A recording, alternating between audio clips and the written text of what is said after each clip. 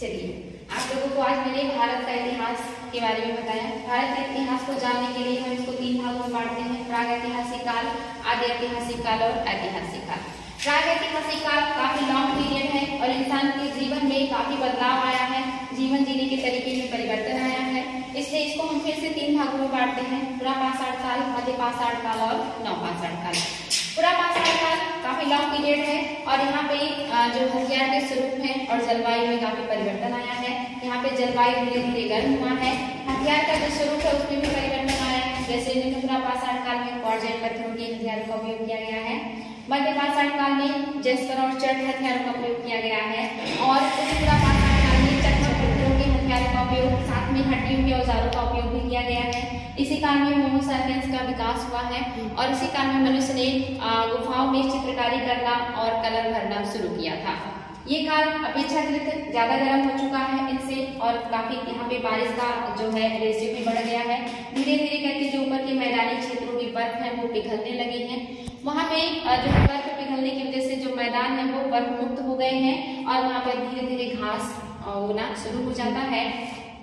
इस काल में इंसान सिर्फ उपभोक्ता है, उत्पादन करना नहीं जानता है। ये इस काल के जो मानव हैं ये नर्मदा घाटी के आसपास निवास करते हैं और यहाँ पे वो लोग शिकार करते हैं, कंदमूल फल फूल इन सारी चीजों का सेवन करते हैं। यहाँ के जो मानव हैं वो खाना बदोश जिंदगी जीते हैं, यानी कि एक जगह से दूसरे जगह पे ये जरूरतों को पूरा करने के लिए जाया करते हैं। मैंने आप लोगों को इसके पहले बताया था कि इंसान एक जगह से दूसरी जगह क्यों जाता है, तो उसके पीछे कम से कम 4 रीजन जिम्मेदार होने चाहिए। एक तो जो इंसान है इस समय जंगली या नेचुरली जो चीजें प्राप्त होती हैं उन्हीं का उपभोग करता है। तो जब ये चीजें खत्म होंगी, जैसे जानवर हैं, अगर वो कच्चा मांस खाता है तो जानवरों की कमी होगी, या जो भी कंदमूल फल फूल होते हैं जब इनकी कमी होती है तो इंसान उसकी तलाश में आगे बढ़ जाता है, यानी कि एक जगह से दूसरी जगह जाता है। दूसरा रीजन मैंने बताया था कि पानी के लिए बहुत सारी नदियां, तालाब, झरने ऐसे होते हैं जो बारिश के मौसम में तो पानी होता है, लेकिन बारिश के बाद जब गर्मी आती है तो उसमें पानी खत्म हो जाता है। तो ऐसे में पानी के उपयोग के लिए चूंकि इस समय का जो मानव है वो इस तरह का कोई स्रोत नहीं जानता था जिससे वो पानी का उत्पादन कर सके, तो जो भी नेचुरली चीजें प्राप्त थी वो उसी से पानी का उपयोग करता था। तो पानी खत्म होने के बाद वो पानी की तलाश में और आगे बढ़ जाया करता था।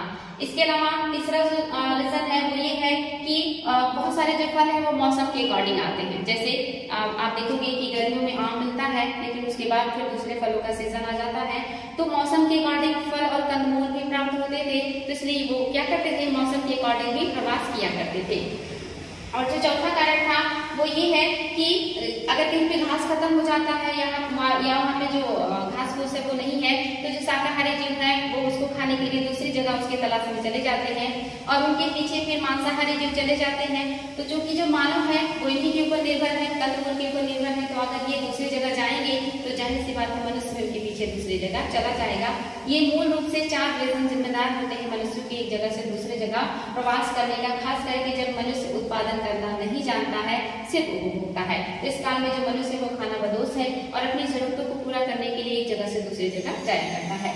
आप लोगों को मैंने बताया कि मध्यपाषाण काल में बर्फ ऊपर के क्षेत्रों के जो है वो खत्म हो चुके हैं, वहां पे अभी अच्छे खासे घास आ गए हैं। उन घास को खाने के लिए नीचे के जो क्षेत्र के शाकाहारी जीव हैं वो ऊपर के घास के मैदानों में जाते हैं और वहां उनके पीछे फिर मांसाहारी जीव भी जाते हैं। इन दोनों जीवों के विस्थापित हो जाने के बाद इंसान भी इनके पीछे ऊपर के क्षेत्रों में जाते हैं और यहाँ पे इंसानों ने सबसे पहले इलाहाबाद के क्षेत्र में सराय नहर और महादहा जैसे क्षेत्रों में गर्त स्तंभ के साक्ष्य मिले हैं, गर्त चूल्हे के साक्ष्य मिले हैं।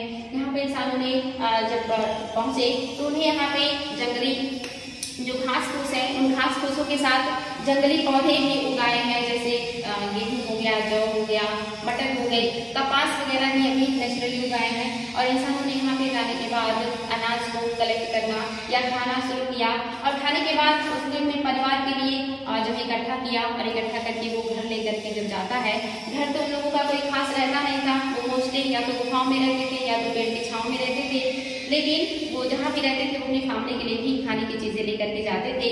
और जब वो ये चीजें लेकर के वापस जाते हैं तो कुछ दाने जो उनके पास थे वो नमी वाले प्लेस पे गिर जाते हैं और वहाँ पे गिरने के बाद उन दानों से फिर से नए पौधे निकलने शुरू हो जाते हैं।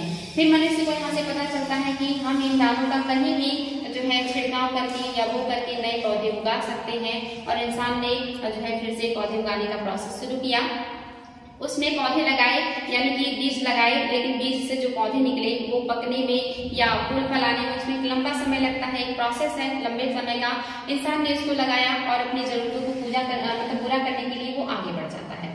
लेकिन जब आगे बढ़ जाता है और कुछ समय बाद वो वापस आता है कि हमारे अनाज पक गए होंगे और हम उसे सेवन करेंगे, तो वो पाता है कि उसके जो अनाज थे वो जानवरों ने खा लिया है।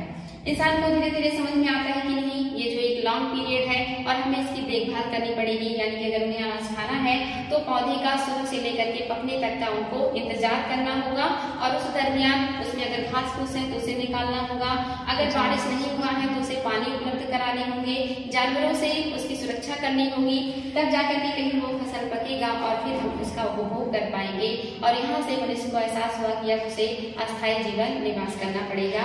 और जब इंसान ने कृषि करना शुरू किया तो वहीं से इंसान ने अस्थायी जीवन निवास करना शुरू किया था। और ये काल जो है वो नव आषाढ़ काल का होता है, जहाँ पे इंसान ने बस्ती बनाना शुरू किया, मिट्टी के बर्तन बनाने शुरू किए, पहिए बनाना शुरू किया और नियमित बस्ती बना करके निवास करना शुरू कर दिया था। इसके पहले जो मनुष्य है वो सिर्फ उपभोक्ता है, उत्पादन करना नहीं जानता है, चाहे वो पूरा पाषाण काल हो या मध्य पाषाण काल हो। इन सारे कालों में, यानी कि नव पाषाण के पहले जितने भी काल आते हैं उन सारे कालों में इंसान सिर्फ उपभोक्ता है, उत्पादन करना नहीं जानता है। लेकिन मध्य पाषाण काल में इंसान के जीवन में थोड़ा परिवर्तन आया है। इस काल में मनुष्य ने पशुपालन करना शुरू किया है। पशुपालन का जो पहला साक्ष्य है वो आजमगढ़ मध्य प्रदेश से, बागोर राजस्थान से प्राप्त हुआ है। इस काल का जो मनुष्य है उसने हथियार काफी छोटे आकार के बना लिए हैं, 1 से 8 सेंटीमीटर के हथियार है जिसको माइक्रोलिथ्स कहा जाता है। और इससे ये पक्षियों और जो है मछलियों का शिकार करना शुरू कर दिया है। इस काल का जो मनुष्य है इसने गर्द स्तंभ के जो है साक्ष्य मिले हैं, यानी कि झोपड़ियां बनाना शुरू कर दिया था। और गर्द चूल्हे के साक्ष्य आजमगढ़ और सरायनगर और महाराणा से प्राप्त हुए हैं। इस काल में थोड़ा परिवर्तन आया है। मनुष्य जो है जंगलों से बाहर निकल करके झीलों, नदियों या जलाशयों के पास निवास करना शुरू कर रहा है। तो ये सारी चीजें परिवर्तन आई हैं। बाकी नव पाषाण काल आप लोगों को कल बताएंगे। यहाँ तक जो चीजें नहीं क्लियर है उसको भी कल बता देंगे, ठीक है।